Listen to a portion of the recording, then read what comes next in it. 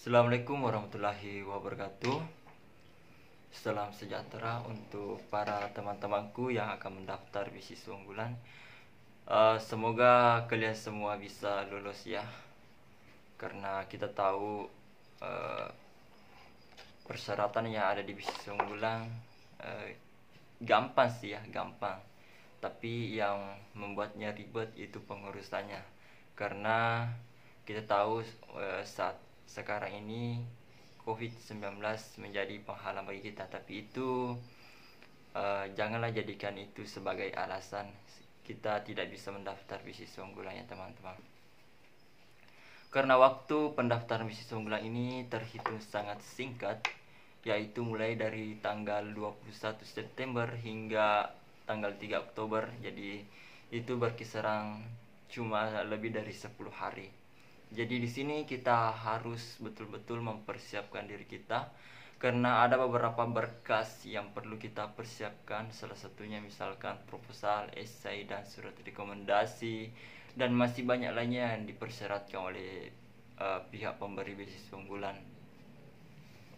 Di sini saya akan sedikit memberikan pembahasan terkait esai ya.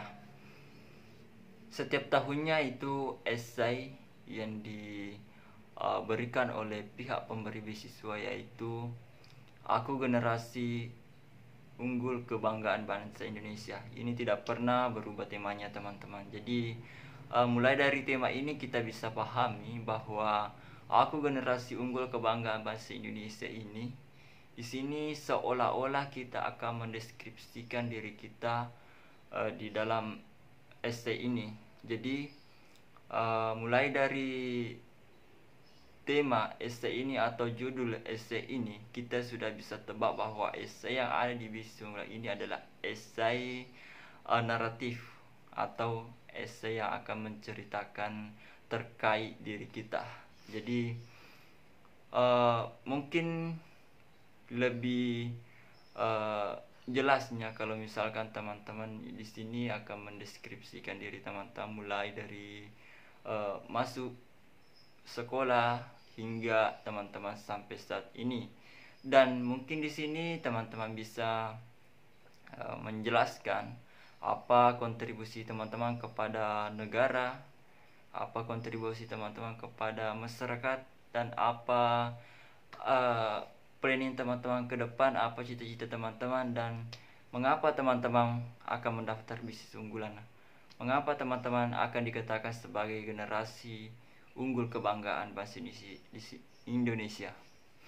Jadi teman-teman di sini yang lebih ringkasnya saya jelaskan ya. Mungkin di sini lebih mengarah deskripsi diri teman-teman, apa planning teman-teman, apa keunggulan teman-teman, dan apa bakat teman-teman, apa cita-cita teman-teman. Semuanya bisa dituangkan dalam esai ini ya teman-teman. Itu sih terkait esai ya. Dan di sini saya juga perlu tekankan dalam pembuatan esai ini, mulai dari paragraf pertama sampai paragraf ketiga, biasanya di sini kita gunakan sebagai pengantar ya. Dari paragraf keempat sampai paragraf ketiga dari penutup itu merupakan isi. Jadi usahakan di sini isinya sangat menarik.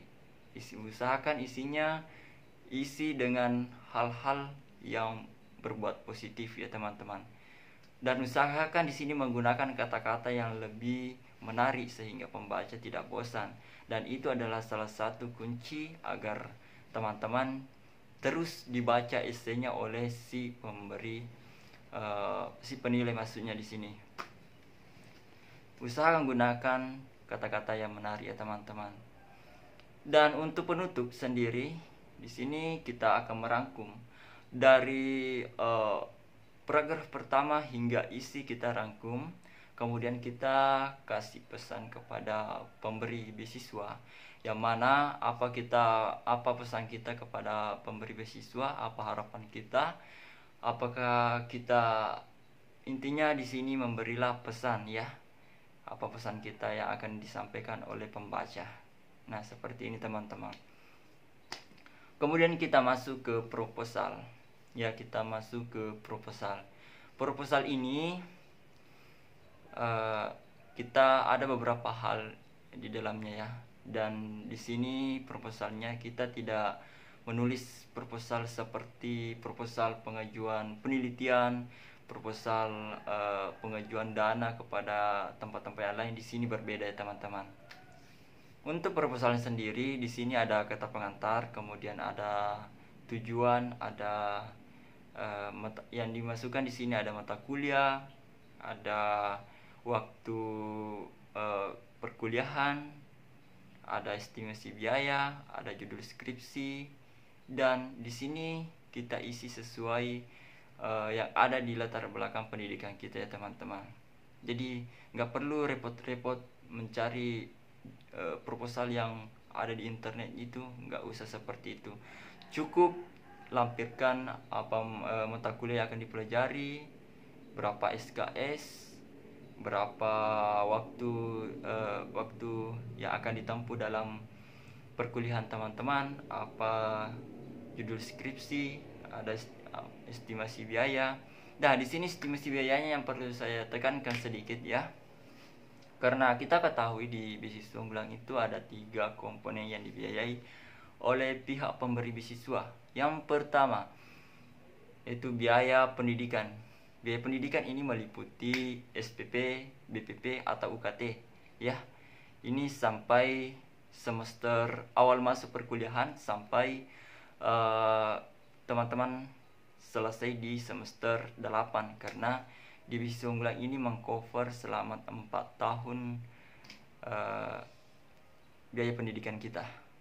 Kemudian biaya buku. Biaya buku ini teman-teman kalkulasikan berapa biaya buku teman-teman sampai semester 8. Kalau lebih rincinya sih teman-teman bisa mengkalkulasikan misalkan 1 bulannya contoh 500.000, maka 500.000 kali 48 bulan itu sudah real bagus ya.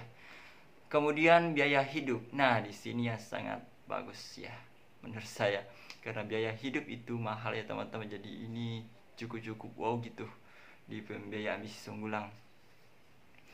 Di biaya hidup ini kalkulasikanlah berapa biaya hidup teman-teman per bulan, kemudian kali 48 bulan. Nah, setelah itu hasilnya totalkan mulai dari biaya pendidikan, biaya buku, dan biaya hidup ini. Totalkan semuanya dan tulis di bawah di situ di estimasi biaya. Nah, itu kan teman-teman gampang toh. Oke, kita lanjut ke judul skripsi. Di judul skripsi ini banyak sekali teman-teman yang bertanya, "Kak, bagaimana saya mencari judul skripsi sedangkan saya masih maba? Saya masih mahasiswa ongoing." Nah, di sini judul skripsi yang diambil kita di sini, kita ambil judul skripsi sesuai dengan background pendidikan teman-teman ya. Jadi caranya seperti ini teman-teman. Carilah judul skripsi sesuai dengan jurusan teman-teman atau background pendidikan teman-teman. Kalau itu memang sulit, maka tanyakanlah kepada dosen teman-teman judul skripsi apa yang sesuai dengan background teman-teman. Kemudian bisa juga teman-teman bertanya kepada seniornya ya, yang seniornya yang sudah mahir terhadap skripsi, sudah tahu terhadap berbagai macam skripsi. Tanya-tanyalah, pasti mereka akan beritahu. Nah, kemudian yang perlu saya bahas juga di sini adalah surat rekomendasi ya. Seperti yang pernah saya jelaskan di video sebelumnya, surat rekomendasi itu kita tidak serta-merta membuat surat rekomendasi. Harus kita mengikuti kaidah-kaidah yang ada. Surat rekomendasi itu kita bisa langsung download ya. Kita download di situs resmi beasiswa unggulan. Kemudian kalau kan di sini masanya Covid, kalau memang teman-teman tidak bisa langsung berhubungan langsung dengan dosennya, maka teman-teman bisa kirimkan file itu kepada dosennya untuk diisi, kemudian suruh mereka print. Kalau dia tulis tangan suruh mereka print, kemudian tanda tangan, Kalau perlu stempel ya stempel, ya stempel. Kemudian dia scan kirim ke kalian, kemudian kalian PDF. Tinggal itu aja. Untuk teman-teman yang bisa langsung mengakses ke dosennya, kalian print ya, print itu yang formatnya. Jangan teman-teman buat format sendiri, download itu formatnya. Kemudian sesudah di print, bawakan dosennya, dia isi surat rekomendasi teman-teman, kemudian stempel, tanda tangan, stempel, kemudian scan PDF, upload. Itu aja. Untuk di sini juga saya jelaskan terkait nilai rapor ya. Nilai rapor yang diupload di sini yaitu mulai dari semester 1 hingga semester 6 SMA atau SMK, yang intinya sederajat SMA ya. Jadi teman-teman hanya men-scan nilai saja, tidak perlu scan semuanya di rapor itu, tidak perlu. Nilainya saja yang di-scan. Kemudian setelah di-scan, kumpulkan di Word kalau seperti saya, tapi itu tergantung dari teman-teman. Kalau saya kemarin saya masukkan di Word, kemudian saya satukan di situ, kemudian saya PDF.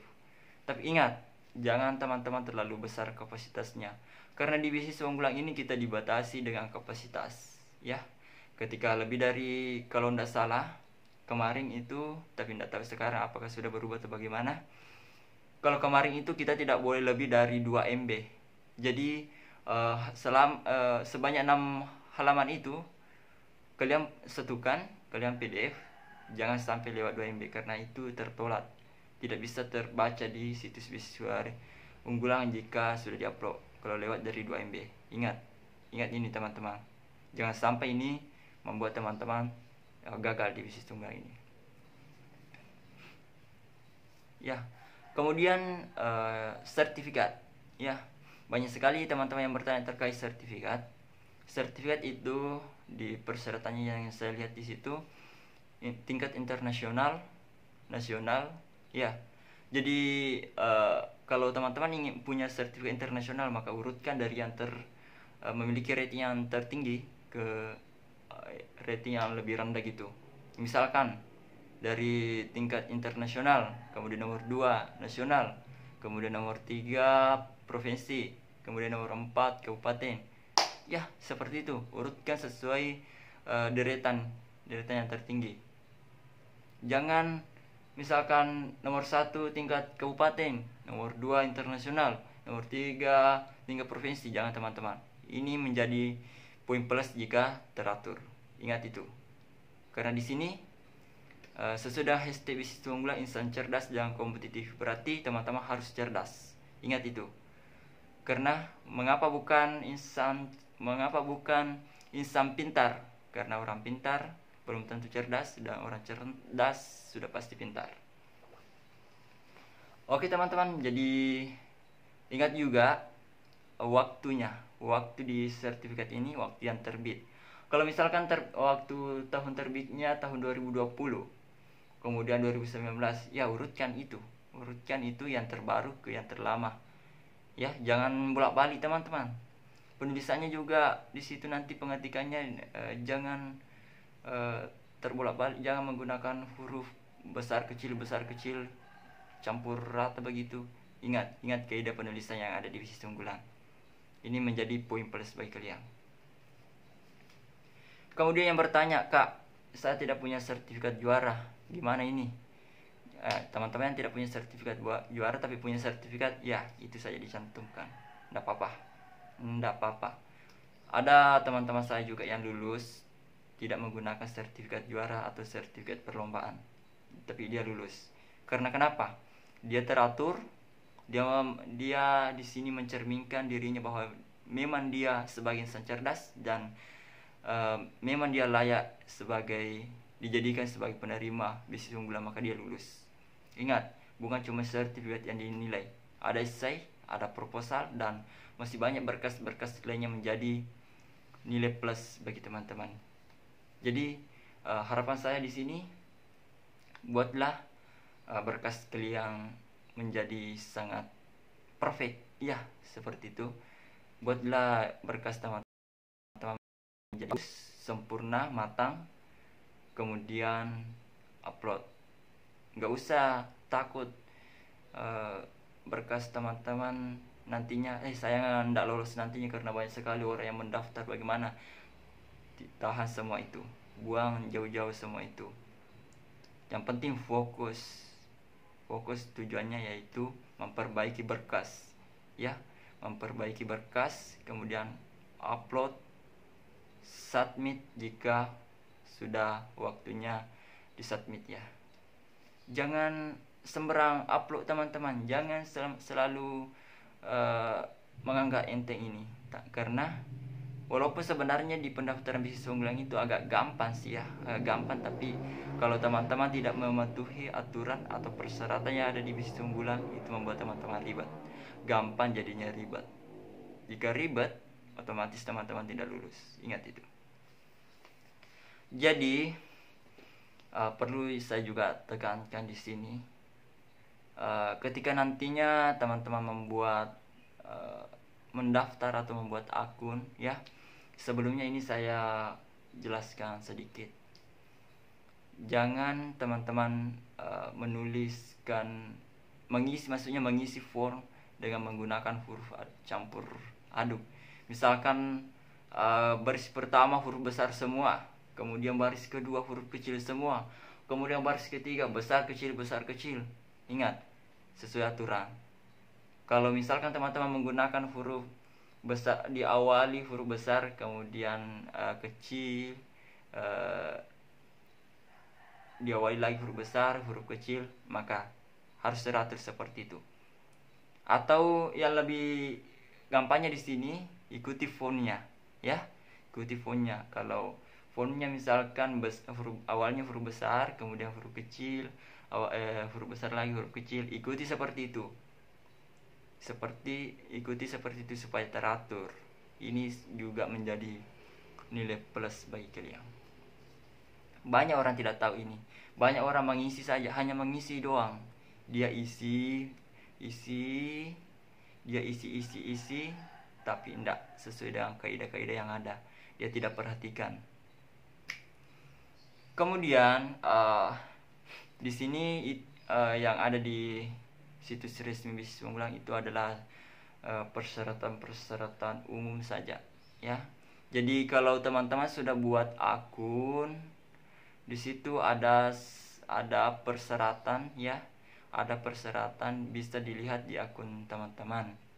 Dan di situ biasanya di situ ada KTM, ada KTP, ada tempat penguploadan proposal, ada tempat ijazah, ada misalkan tempat pembuatan penguploadan esai, ya, di situ semua ada.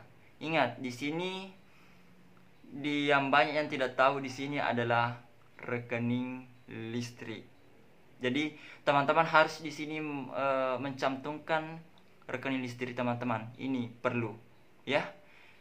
Karena di persyaratan umum ini tidak ada, tapi kalau teman-teman sudah buat akun pasti ada. Ingat itu teman-teman.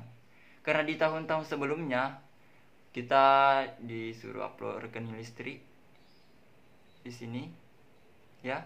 Kemudian di situ kita disuruh upload berapa penggunaan listrik kita per bulan. Jadi teman-teman tinggal kontak saja. Misalkan kalau teman-teman tinggal di luar kota atau teman-teman ngekos, ya, jadi teman-teman tinggal call orang tuanya, tanyakan berapa pemakaian listriknya per bulan, atau bisa teman-teman ambil struknya kemudian scan, ya, teman-teman bisa upload di situ. Itu bukti rekening listrik teman-teman di situ. Kemudian tanya orang tuanya berapa pemakaiannya per bulan, bisa juga di situ, seperti itu teman-teman. Jadi di sini juga ada di situ juga ada beberapa hal seperti tadi yang sertifikat, proposal. Di sini juga ada yang bertanya semalam sama saya, yaitu, "Kak, bagaimana saya bisa mendaftar beasiswa unggulan sementara saya tidak punya organisasi?" Di form pendaftaran beasiswa unggulan kita dikasih pilihan di sini. dikasih pilihan punya aktif organisasi atau tidak. Jadi dalam artian di sini kita lihat juga di persyaratan tidak ada yang mencantumkan aktif di organisasi, berarti itu artinya bisa. Jadi kalau teman-teman tidak punya organisasi, maka pilihlah yang tidak ada organisasinya di situ. Nah, itu teman-teman. Tapi kalau ada organisasinya, masukkan saja organisasinya. Mengapa tidak dimasukkan? Masukkan saja. Itu sudah lebih bagus ya. Semakin bagus ya isinya di situ, semakin bagus juga poinnya. Dan ada juga bertanya, Kak, saya tidak punya sertifikat bahasa Inggris atau TOEFL atau IELTS. Untuk satu, kita tidak diwajibkan untuk memakai sertifikat TOEFL atau IELTS. Untuk S2, S3 itu harus ya teman-teman. Minimal kalau tidak salah minimal itu 500 kalau TOEFL. Kalau IELTS 6, lebih ya kalau tidak salah. Karena semalam saya tidak sempat baca semua ini. Saya sibuk input semua teman-teman yang akan masuk di grup. Jadi ada beberapa hal yang perlu diperhatikan di sini teman-teman. Buatlah berkas kalian semaksimal mungkin, dan yang perlu saya sampaikan di sini, jangan lupa berdoa kepada Tuhan yang Maha Kuasa. Minta restu doa orang tua, karena sebanyak apapun usaha kalian, sebesar apapun usaha kalian, tanpa restu orang tua, kalian tidak akan pernah mencapai puncak kesuksesan. Ingat itu. Ini adalah pesan saya. Jika orang tua meridhoi kalian, maka hal yang sulit akan menjadi mudah, dan hal yang mudah akan semakin lancar. Semuanya berawal dari restu orang tua, dan semua rezeki mengalir pada restu orang tua. Itu pesan saya teman-teman. Jadi saya harap di sini teman-teman bisa memahami persyaratan yang ada di bisnis unggulan. Dan yang terpenting di sini saya sampaikan juga, teman-teman yang biasanya itu di tengah perjalanan dia tidak bisa melanjutkan. Ingat, saya punya pesan satu begini. Sejauh ini teman-teman sudah melangkah, namun teman-teman akan merasa down dan akan berhenti di tengah jalan. Ingat hal ini. Yang pertama, ingat sampai berapa jauh perjalanan teman-teman. Kemudian ingat siapa orang yang selalu mensupport teman-teman dari belakang. Yang nomor satunya tadi, ingat bahwa setiap langkah itu dan setiap doa itu selalu akan diiringi oleh Allah Subhanahu wa Ta'ala, Tuhan yang Maha Kuasa. Dan yang ketiga, restu orang tua. Dan ingatlah orang yang selalu mendampingimu, selalu membackupmu dari belakang. Maka jika kalian mengingat itu, kalian akan muncul atau kalian akan semakin termotivasi lagi. Ya, saya ulangi lagi, jika kalian tidak bisa melanjutkan ini, ingatlah di setiap perjalanan, dan di setiap perjalanan itu pasti ada lubang. Dan di mana lubang itu pasti yakin dan percaya, pasti ada tangan-tangan Tuhan yang selalu menolong kalian. Ya, ingat tadi yang saya sampaikan tadi, jika teman-teman akan ingin sampai ke puncak perjuangan namun teman-teman down, ingat yang pertama, ingat Tuhan, serahkan kepada Dia, serahkan semuanya. Kemudian ingat perjuangan teman-teman, seberapa jauh teman-teman melangkah, mengapa teman-teman harus kembali dan harus menyerah. Ingat itu. Ketiga, ingat orang tua teman-teman. Ingat orang tua kalian, banggakan mereka. Yang ketiga, ingat orang yang selalu membackup teman-teman. Ingat orang yang selalu mendorong teman-teman. Maka motivasi teman-teman akan kembali penuh, dan itu akan membuat motivasi teman-teman bisa semakin bergejolak dan semakin membara, maka itulah bisa mengantarkan teman-teman untuk terus lanjut di perjuangan teman-teman. Oke, saya kira sekian. Assalamualaikum warahmatullahi wabarakatuh. Saya Abot. Thank you. Salam insan cerdas.